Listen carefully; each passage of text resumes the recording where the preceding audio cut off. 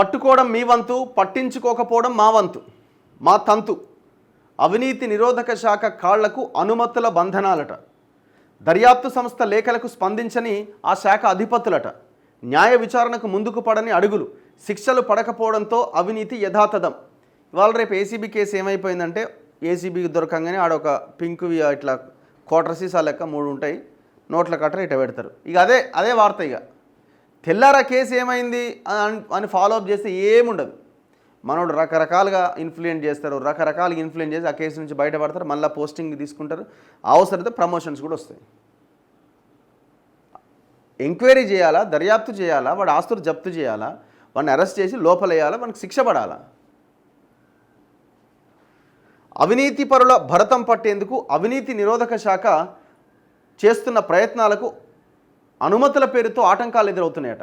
నిందితులపైన న్యాయ విచారణ జరిపేందుకు అంగీకారం తెలపడంలో జరుగుతున్న జాప్యం కారణంగా అక్రమార్కులు మళ్లీ ఉద్యోగ విధుల్లో చేరుతున్నారు. కొందరు పలుకుబడి ఉపయోగించి మెరుగైన పోస్టులు పొందుతున్నారని, దీనివల్ల అవినీతి చేసినా ఏమీ కాదు అనే అభిప్రాయం నెలకొంటోందని దర్యాప్తు సంస్థలు చెప్తున్నాయి.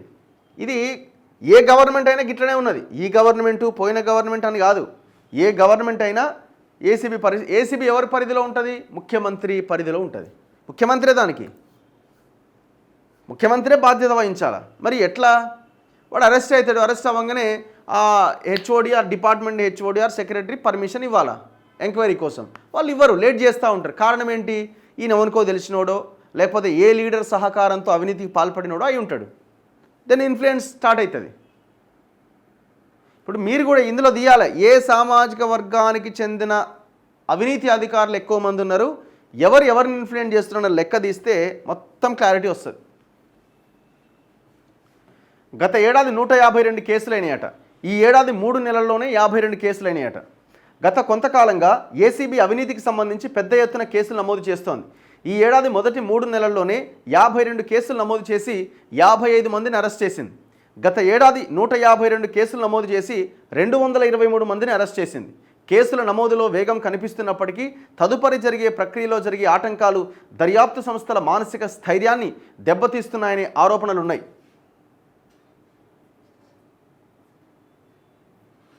వాస్తవంగా గవర్నమెంట్ ఉద్యోగి అవినీతి ఆరోపణలతో పట్టుబడి కేసు నమోదైన పక్షంలో అతనిపైన న్యాయ విచారణ జరపాలంటే సంబంధిత శాఖాధిపతి నుంచి అనుమతి పొందాల్సి ఉంటుంది. ఉదాహరణకు రెవెన్యూ ఉద్యోగి పట్టుబడితే అతనిపైన న్యాయ విచారణ జరపాలంటే ఆ శాఖ ముఖ్య కార్యదర్శి అనుమతి ఇవ్వాలి.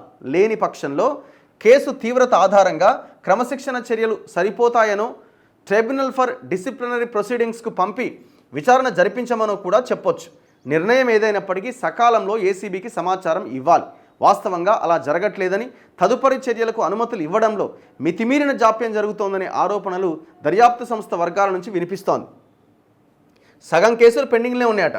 ఆగస్టు 31, 2024 నాటికి న్యాయ విచారణకు అనుమతి కోరుతూ 229 మంది ప్రమేయం ఉన్న 148 కేసుల్లో ఆ శాఖాధిపతులకు ఏసీబీ నుంచి ప్రతిపాదనలు పోయినాయట.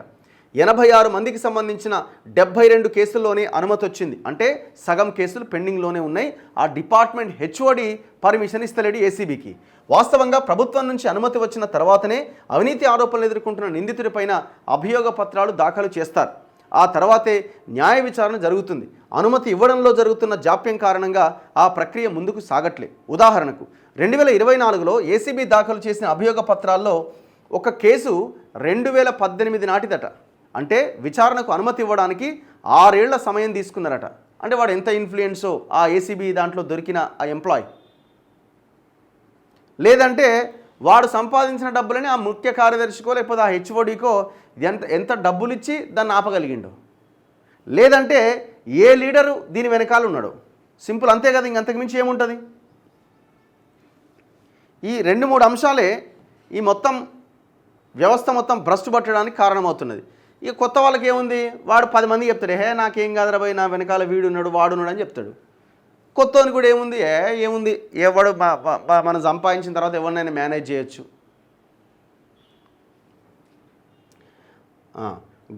గత సంవత్సరం అభియోగ పత్రాలు అంటే ఛార్జ్షీట్ దాఖలైన 3 కేసులు 2019 నాటివట. 5 చొప్పున కేసులు 2020, 2021లోనివి, 12 కేసులు 2022 నాటివి. ఈ మధ్యకాలంలో ఈ జాప్యం మరింత ఎక్కువైందని విశ్వసనీయంగా తెలిసింది. పోస్టుల కోసం పైరవీలు. సాధారణంగా ఏసీబీకి పట్టుబడిన వారిపైన విధించిన సస్పెన్షన్ కొద్ది కాలంలోనే ఎత్తేస్తారు, కొన్ని నెలల్లోనే. న్యాయ విచారణ పూర్తయి తుది తీర్పులో శిక్ష పడ్డప్పుడు మాత్రమే ఉద్యోగం నుంచి తొలగిస్తారు. న్యాయ విచారణ మొదలవడానికే సంవత్సర కాలం పడుతుంటే ఇక శిక్ష పడేది ఎప్పుడనే ప్రశ్న తలెత్తుతోంది. మరోవైపు ఏసీబీకి పట్టుబడ్డ వారు తమపైన సస్పెన్షన్ ఎత్తివేయగానే పోస్టుల కోసం ప్రయత్నం చేస్తున్నారు.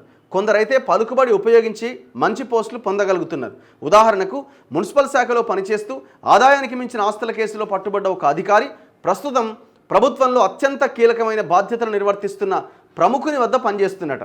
ఎవడో ఈ మోతవారి మున్సిపల్ శాఖలో పనిచేస్తూ ఆదాయానికి మించిన ఆస్తుల కేసులో పట్టుబడ్డ ఒక అధికారి ఇప్పుడు గవర్నమెంట్లో అత్యంత కీలకమైన ఒక మంత్రి దగ్గరనో ప్రముఖుని దగ్గరనో పనిచేస్తున్నట.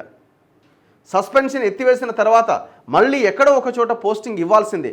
అది తప్పు కాదు, కానీ కీలక బాధ్యతలు అప్పగించడం మాత్రం అభ్యంతరకరం. త్వరగా న్యాయ విచారణ పూర్తి చేయగలిగితే ఇలాంటి వాటికి అడ్డుకట్ట వేయొచ్చట. అంటే ఏసీబీ ఈ వ్యవస్థ మొత్తం భ్రష్టు పట్టిపోయిందని అర్థమవుతున్నది.